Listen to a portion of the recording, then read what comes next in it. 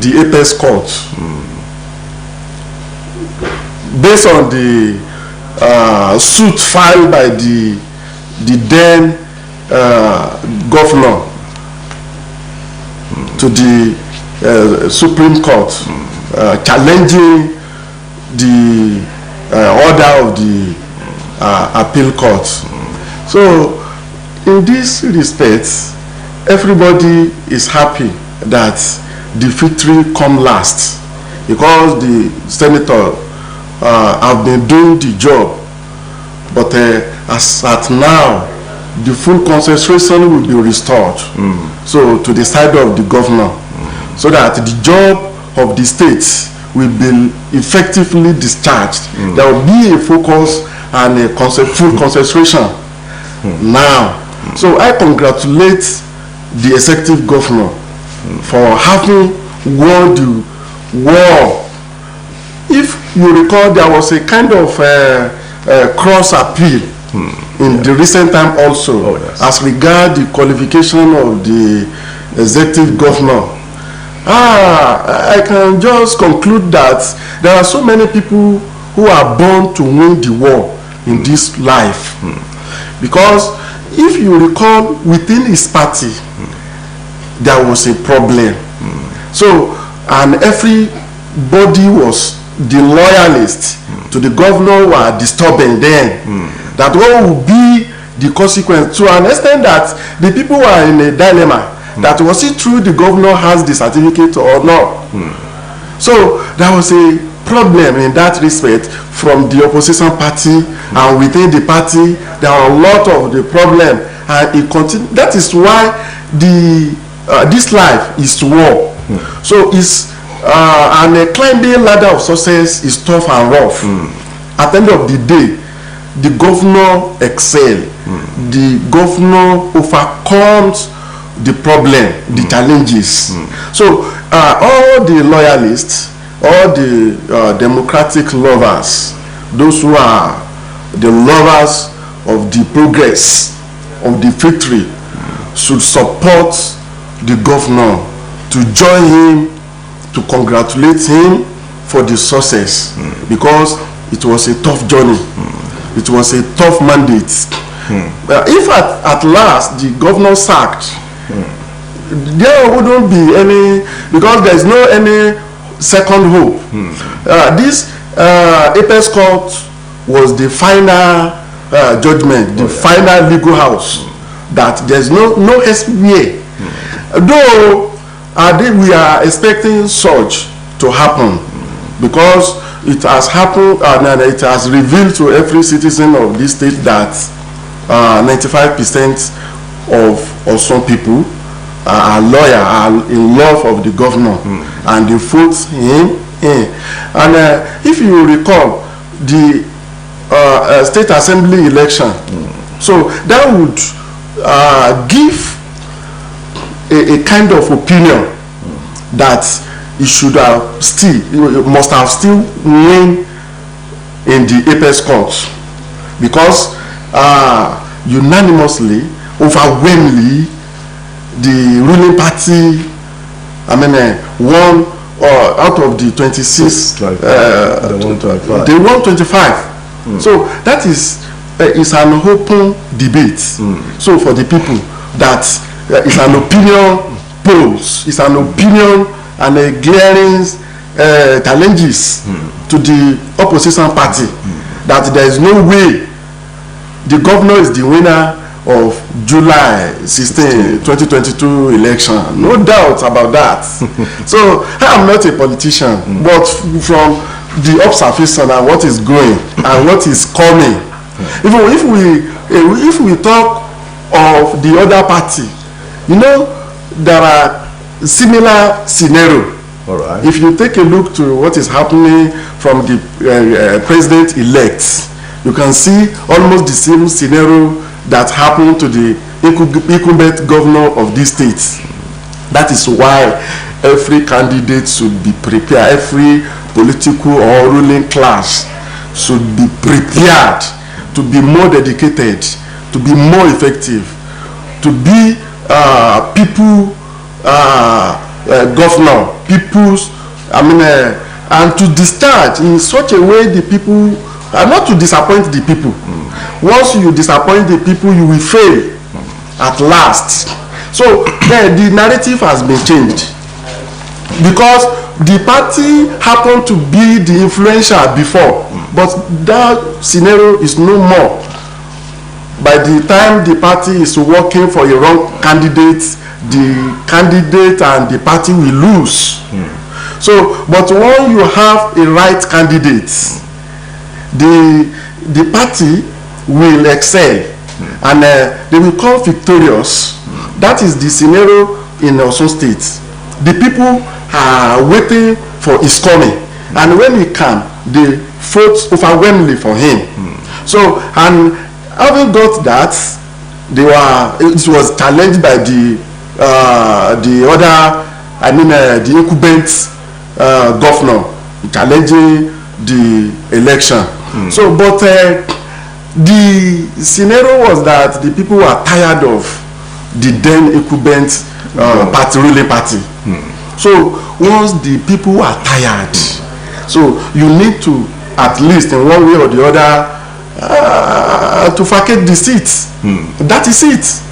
Because even if you can see what is happening in Nigeria today, when we are talking of insecurity and whatever, the insecurity profile, it is when the people are tired of the government. It's one of the factors that trigger insecurity in Nigeria, when they are not happy with the leadership.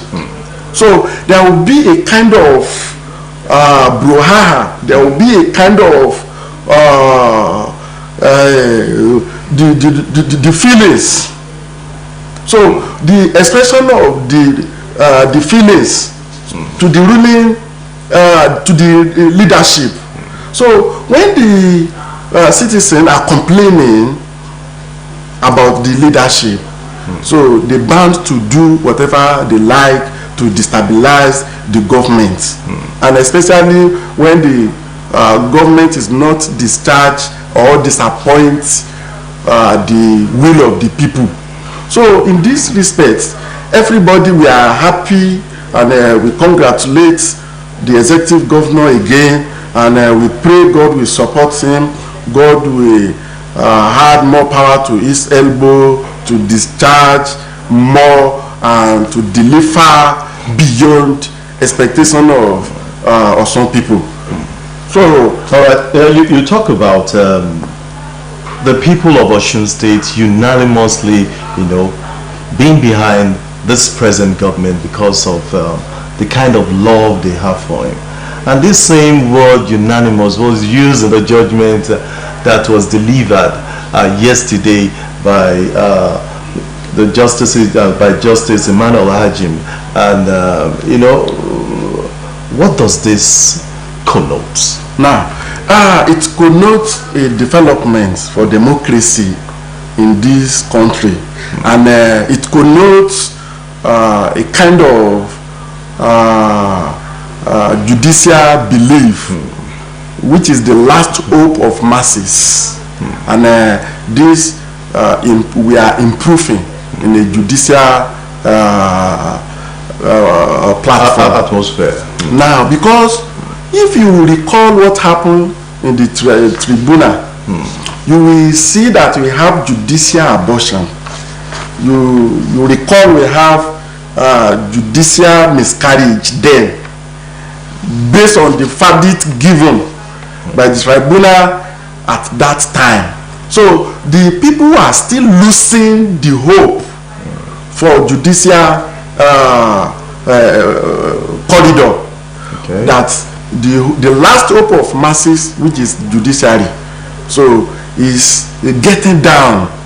When that kind of verdict was given, that was 3-1 judgment given by the tribunal. But now there is more hope if we can still be doing this way, because this is not a scenario whereby somebody is supporting a party or not. It's a glaring case that the people unanimously, the people of the state unanimously voted, massively voted for their for their lover, the incumbent governor. So it was glaring and was a kind of hope, more hope, that if there is any kind of irregularities, if there is any kind of miscarriage of judgment, there will be a kind of regime for that kind of judgment. So this shows that we have more hope for judicial engagement in Nigerian political system. So because everybody at a corner hoping what will be the consequence, what will be the hope of this judgment based on what has happened from tribunal, and we don't have 100% belief in our judicial system, that they are undue and do, especially when there is a kind of delay, when the hope of the people will just be sweep under the carpet, when the people, the litigants, will just be at a sudden note, be hopeless in the corridor, and nothing you can do. And the apex court is the final court to give the judgment. So if you don't have this kind of hope or this kind of discharge, and if eventually we have a colossal miscarriage of judiciary from the apex court, it could have been another disaster. But with this, there is a lot of hope for the people who are lawfully win the election, and they are also probably in the appeal court or at apex courts also. So we still have more hopes in Nigeria's judicial system that connotes a lot of hopes for Nigerians, connote a lot of hopes for those who are fighting for their rights. And I believe by the special grace of God, we are advancing, and we will be building the hope further. So that is my whole observation. Well, let's look at some of the allegations being laid by the former governor. It's one, it's overvoting, certificate forgery, and all these things were nullified by the apex court during the ruling. And this happens to be the strength of APC going to the Supreme Court, thinking that they will win the case in the Supreme Court. Well, you can't get legal from illegality.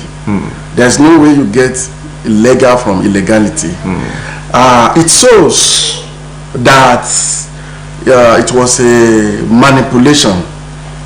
It shows that it was a lot of libel, a lot of miscarriage of order, because most of Nigerians, apart from Osun State people, were in dilemma.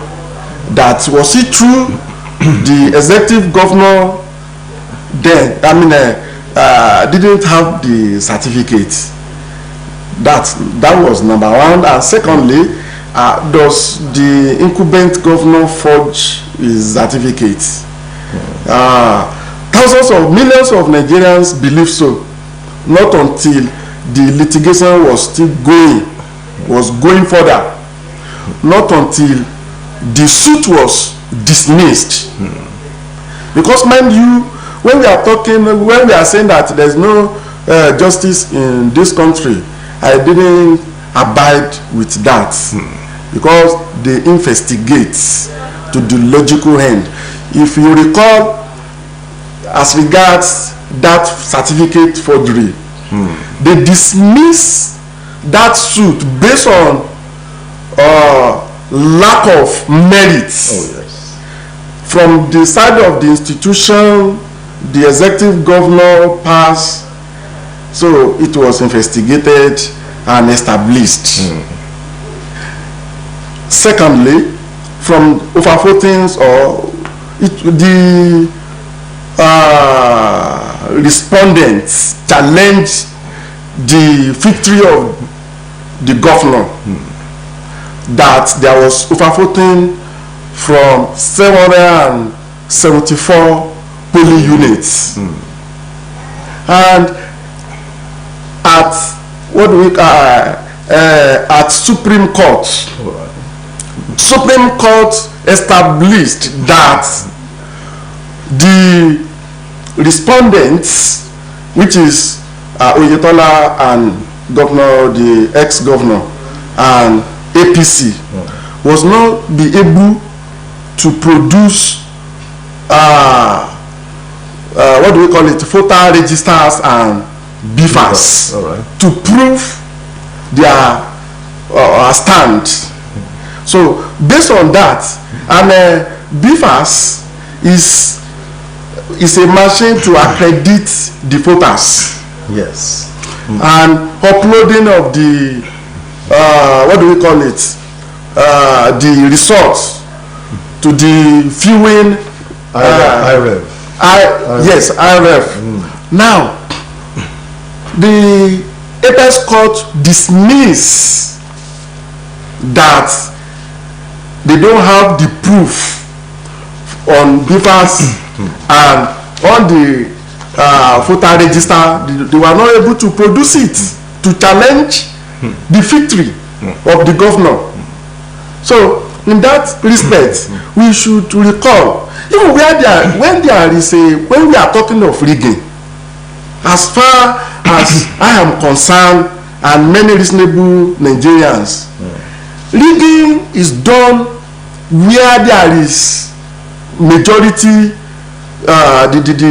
where the majority carry the votes. So, but where a minority, when your voting is close behind, you cannot be talking of rigging was done. There was nothing of such at the end of the day, because out of the local government that we have in Osun State, it was massively won by the ruling party then. So in this regard, we believe that the defeated governor was also did what he can, and at least, you know, it's a game of lose and win. Oh yeah. So, and everybody should prepare for that while going for election. Any elective post, you should be determined that it's either you lose or you win. If you lose, you take it as a fate. If you win, you take it as a call to service. So you should not believe that winning is overall, because it's a challenge. You are going to meet what we call, you are called to serve the people, and how will you be dedicated, and how will you be effective? How will you not disappoint the mind of the people, your loyalists, the lovers who are massively voted for you, because their expectation is high? And the loser should also sit and learn from where they missed the track. They have to reset and reset, and should serve as a lesson and to correct where the anomalies occurred, so to bring them to zero level. So it should be, failure is not the end of journey also. So it's a challenge to prepare for that. So that is it. If somebody fails, it is a call to re-strategize, and it's a call to rebrand. All right. Yeah, it's a call to prepare further, so that you'll be able to learn from the past. All right, let's talk about, we're still talking about this ruling. Looking at the hearing before the ruling, the hearing started a day and the ruling was the next day. Were you surprised about the time lag? Just a day for the hearing and the ruling was the next day. A lot of people are thinking that, just like the Supreme Court will sometimes do, when they hear your appeal, they'll give you like 2, 3, 4 or maybe 2 weeks before the final hearing. But this one happens to be a little bit different. You know, justice delay is even justice denied. So I don't see any reason why, when the facts and the authority is rightly cited before the judges and all the necessary facts has been given, when should be a further delay? There shouldn't. So it's a kind of development that we are expecting from judiciary. We have to improve our system. As many times as possible, judiciary delay the verdicts. It's uncalled for.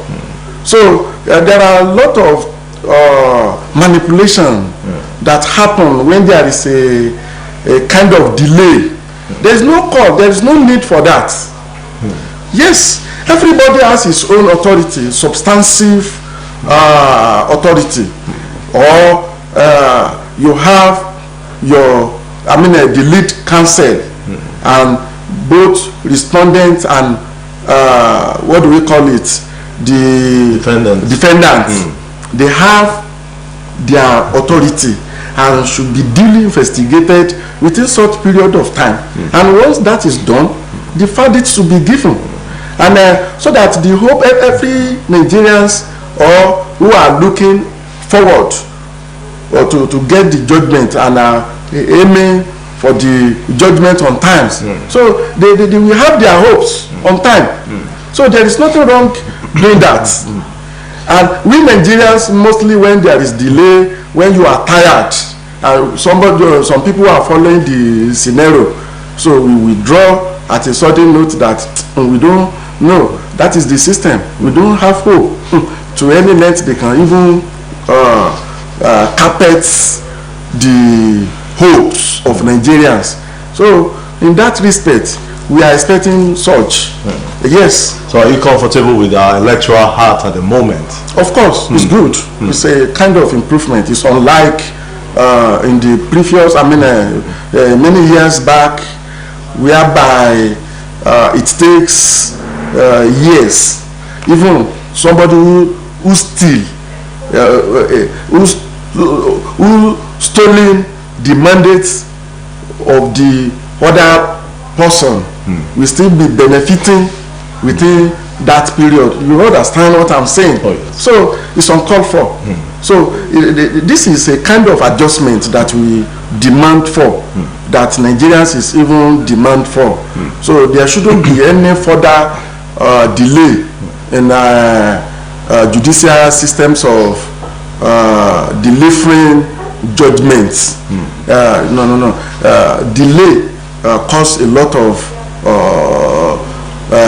ambiguity. So by the time you are putting the judgment on the table on delay, so a lot of things will just be coming up, and we know how to manipulate things in Nigeria, and we should stop that.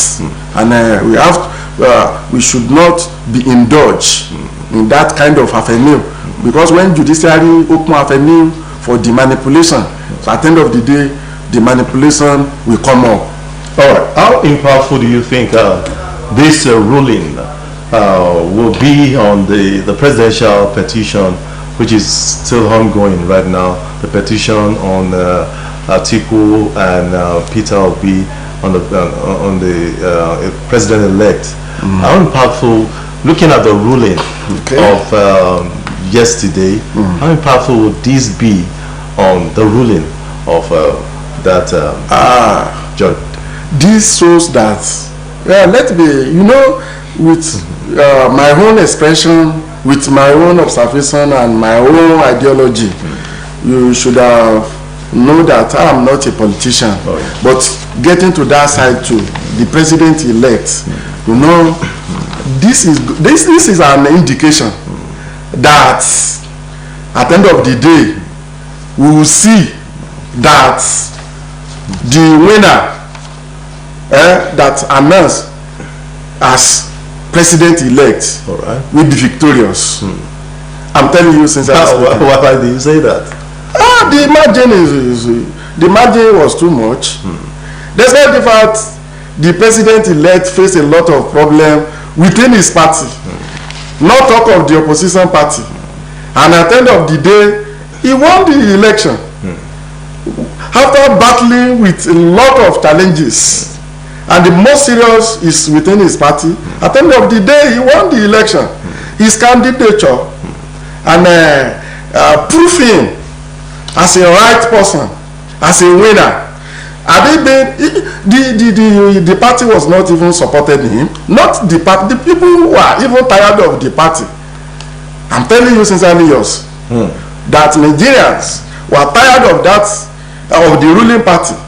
But despite that fact, he was able to excel. He was able to triumph. What are you expecting from the judgment again? We are expecting him to be victorious. There's no way, there's no how long they can challenge his victory. He will eventually win.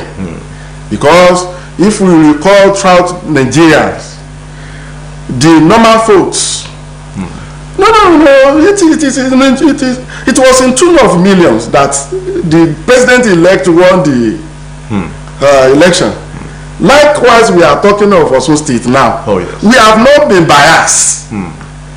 So the reason why that kind of judgment will transpire to, of course, the same judgment is going to transpire in the presidential judgments. We are expecting the same thing to happen. The narrative has been changed. If anybody can just be saying that, hey, we are the ruling party, or somebody say, the power of incumbency is no more. What you have done, how dedicated, how useful you are, how committed you are to the society, that is the narrative that has changed to that. You cannot just be influenced by the party, what do we call it, favoritism. That your party will favor you, so at the end of the day, you will win. If you are a wrong candidate, you will be defeated. You will have no way to go. So anybody, Nigerian, the system is now going to a stage how committed, how impactful you are to the society or to the humanity that will bring you. Oh, for instance, if you recall what happened in Oyo State, the presidential election, what do we call it? The election, the presidential post won by the ruling party, APC. And when it comes to Guba election, it was the PDP. It was PDP. You see the scenario. So that is why I'm saying the narrative is changing, and it's being changed. So, and if you recall what happened from the senatorial election and House of Representative election also, you can see what happened then. At last, the victory happened to be, many Nigerians thought that Seyi Makinde will not win the election, that he has already defeated. Sold his birthright to the APC. So Nigerians should at least listen together. A reasonable Nigerian will predict where the judgment will end. All right. The battle has been fought. The legal battle has been fought and won by Senator Ademola Adeleke, the governor of Osun. What's next? Well, the next thing for the governor is to prepare more. And I will advise the executive governor to learn from the past. You should not learn from your experience. You should learn from the lesson. You should learn from somebody who fall. Yes, of course, because when the people say you are the one, we love you, you shouldn't be, that should not overwhelm your brain. You should be sit tight and receipt that how would I not disappoint the people? How would I not disappoint the will of the masses? What would the cardinal, I think the governor has a cardinal agenda. The cardinal point, I think, is a 5-point agenda. How will you effectively manage the people? How will you manifest the 5-point agenda? You cannot do it all, but this is the time to be more focused, to be more dedicated, to at least to improve on the life of the people.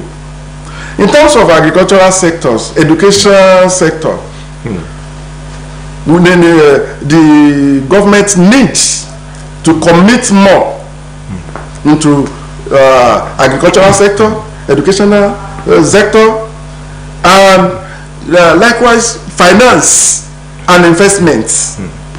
When we are talking of, because also state is we rely solely on the national revenue, what is coming from the oil. And when we are talking of what is coming from the oil, that is the national cake that is coming. We need to improve our IGR. At least we shouldn't be a state whereby the people will be telling and saying that it's a civil servant state. We have to change that scenario.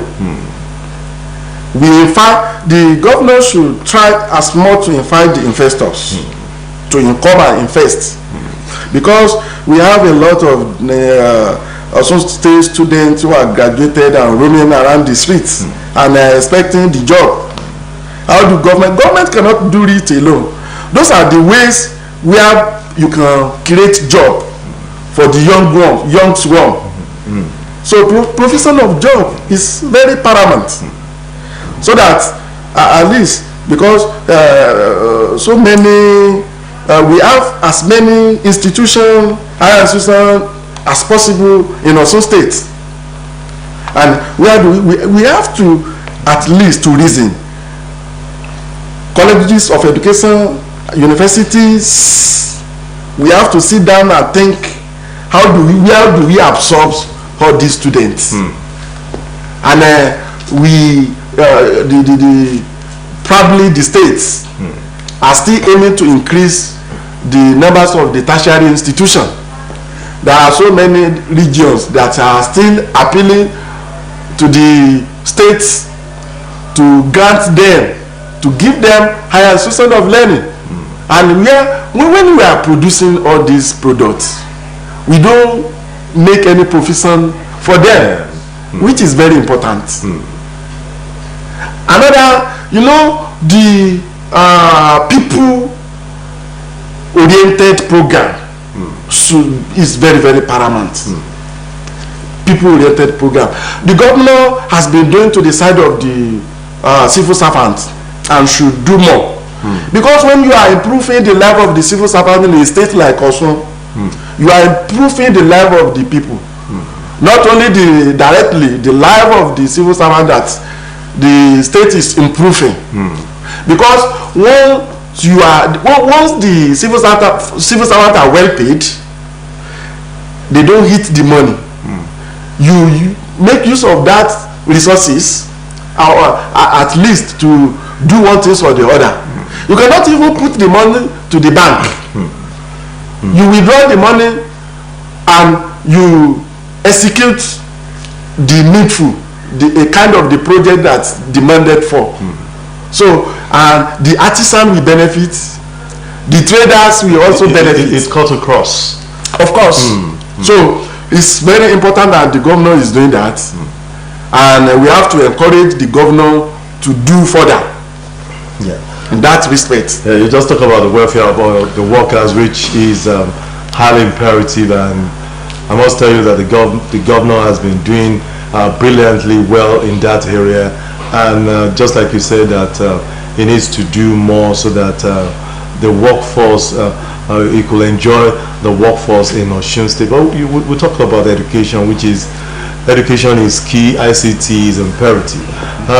Looking at education, yes, the College of Education in Elisha has been rebranded, let me use that word, to University of Elisha, which is one of the steps that this governor has taken. It's a bold step and he has taken it and it has been stamped.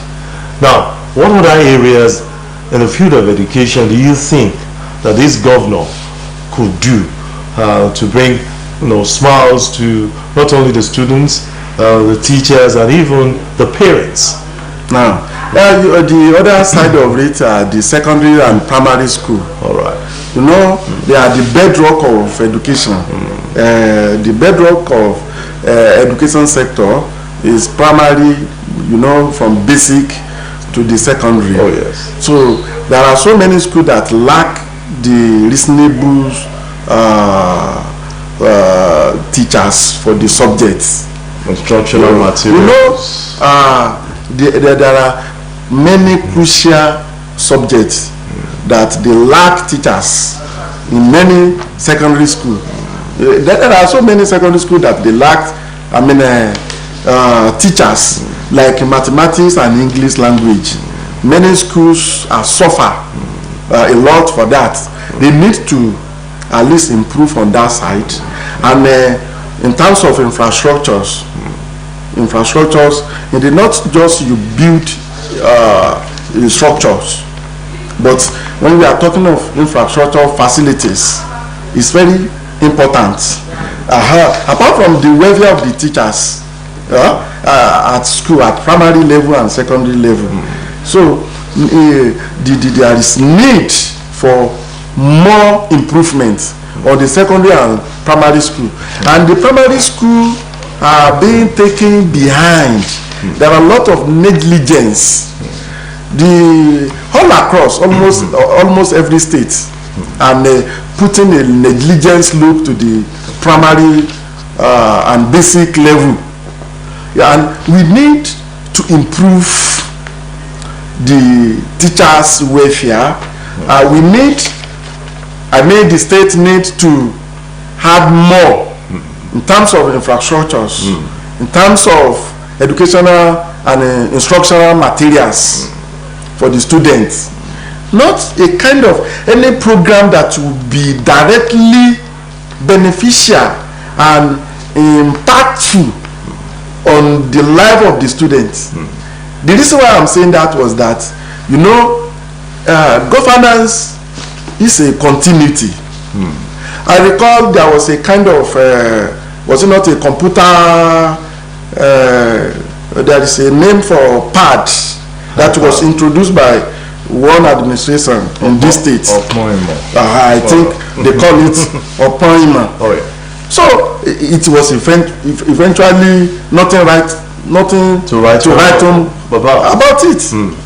Well, we are expecting more from the governor of Osun State. He has been doing his best since he has been on the seat of the hands of affairs of this state. He has been doing brilliantly well, and I must tell you that something in the pipeline, even for the Osun State Broadcasting Corporation, and I will let you know, but you will see very soon. You will see a different look of this station very, very soon. No wonder I saw most of my colleagues celebrating and jubilating yesterday when they saw the ruling. So it shows that this government wants to better the lot of this state, and that is what he's doing, and we hope that he will continue with this trend and face the job proper now that the court